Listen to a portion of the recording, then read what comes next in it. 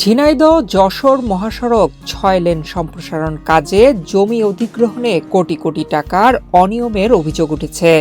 জমি সার্ভে কাজে জেলা প্রশাসনের উদাসীনতা ও অসৎ উপায়ে জমি শ্রেণী পরিবর্তন সহ ইচ্ছেমতো দাম নির্ধারণ করা হয়েছে। ফলে ন্যায্য মূল্য থেকে বঞ্চিত ও ক্ষতিগ্রস্ত হচ্ছে শত শত জমির মালিক। তাই দ্রুত তদন্ত করে ব্যবস্থা গ্রহণের দাবি জমি মালিকদের। জেলার কালীগঞ্জ উপজেলার ফুলবাড়িয়া ১৭২ মৌজার ৮৯২ দাগের জমির মালিক বদরুজ্জামান, যার দলিলে জমির শ্রেণী পতিত থাকলেও দেখানো হয়েছে ডাঙা। সরকারি মৌজা অনুযায়ী প্রতি শতকের মূল্য ২২,০০০ টাকা হলেও দেওয়া হচ্ছে মাত্র ১,৬৬৬ টাকা।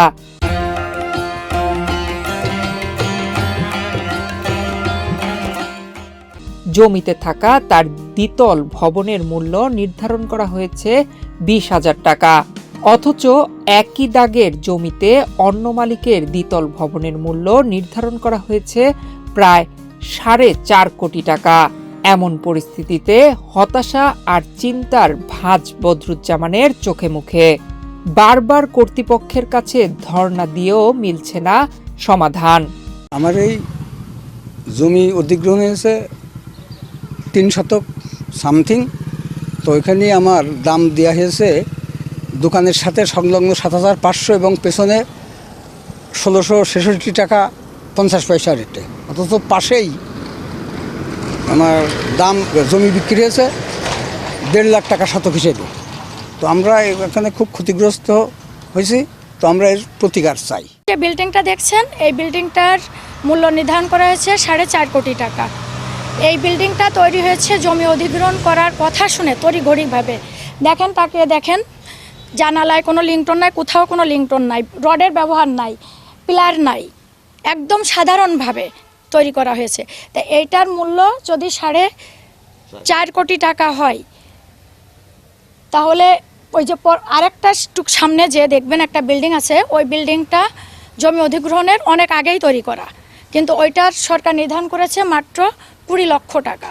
তো এই যে অনিয়ম, এই অনিয়মটা সরকার যেভাবে করেছে, এটা তো আমরা ক্ষতিগ্রস্ত হচ্ছি সাধারণ জনগণ। ৫ শতক ২৮ পয়েন্ট জমি রোডে নিয়েছে। এখন এর জমির মূল্য দিয়েছে ১৬০০, অথচ আমার ২ বছর আগে জমির ৩ লক্ষ টাকা দাম বলিল, আমি বেচিনি। গরিব মানুষ, যে কোনো একটা কর্ম করে খাওয়া জমি রাখিলাম।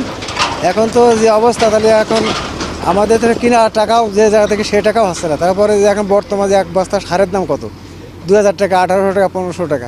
তাহলে আমাদের এইভাবে দিলে তো আমাকে মরা ছাড়া কোনো পথ নেই। আমরা তো গরিব মানুষ, মনে করেন যে আমাদের যদি এরকম রেট দেন, তাহলে আমাকে মরা ছাড়া কোনো বিকল্প কিছু নেই। আপনার ধানি জমির রেট আছে ১০,০০০ টাকা, অন্যান্য পতিত জমি সহ যে জমিগুলো আছে সে জমির রেট আছে ১৮,০০০ টাকার উপরে। এ থাকা সত্ত্বেও আমাদেরকে মাত্র, আমি যদি আপনাকে একটা উদাহরণ দিই, ১৬৬৬ টাকা দেওয়া হয়েছে পতিত জমির ক্ষেত্রে, যেটা সরকারি মৌজা রেট হিসেবেই যেটা রেট আছে অনেক বেশি, ২২,০০০ টাকার উপরে। সেখানে কিভাবে এটা হলো? তাহলে কি এখানে কোনো দুর্নীতি হলো? আমার মনে হয় এখানে চরম দুর্নীতি হয়েছে, এবং সংশ্লিষ্ট যারা আছে এরা টাকার বিনিময়ে হোক, অন্য কোনো সুবিধার বিনিময়ে হোক, তারা হয়তো এই জায়গা থেকে সুবিধা নিয়েছে বড় ধরনের। বদরুজ্জামানের মতো ঝিনাইদহ সদর ও কালীগঞ্জের অসংখ্য মালিকের জমি অধিগ্রহণ নিয়ে রয়েছে নানা অভিযোগ। ২০২৩ সালে অধিগ্রহণ করা হলেও মূল্য নির্ধারণ করা হয়েছে ৩০ বা ৪০ বছর আগের মৌজা মূল্য ধরে।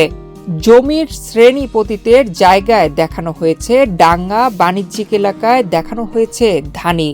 গাছপালা ও স্থাপনার ক্ষেত্রে মূল্য নির্ধারণ হয়েছে একেবারে এলোমেলোভাবে। শুধু তাই নয়, জমির মালিকদের শুনানি ছাড়াই টাকা গ্রহণের জন্য পাঠানো হয়েছে নোটিশ।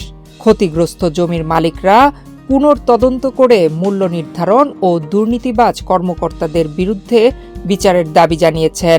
আমাদের যে জমি, এই জমিটা অনেক কম দাম ধরেছে, তা আমরা চাচ্ছি আমাদের এই জমির ন্যায্য মূল্য সরকার আমাদের দিক। সরকারি রেট ২২,০০০ টাকা শতক, সেখানে আমাদের দিয়েছে মাত্র ১৬০০ টাকা শতক।